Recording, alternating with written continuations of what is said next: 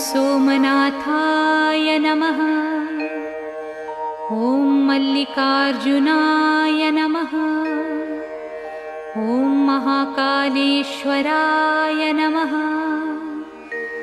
ॐ ओंकारेश्वराय नमः। ॐ वैद्यनाथाय नमः। ॐ भीमशंकराय नमः। ॐ रामेश्वराय नमः। ॐ नागेश्वराय नमः। ॐ विश्वेश्वराय नमः। ॐ त्र्यंबकेश्वराय नमः। ॐ केदारेश्वराय नमः। ॐ भुस्मेश्वराय नमः।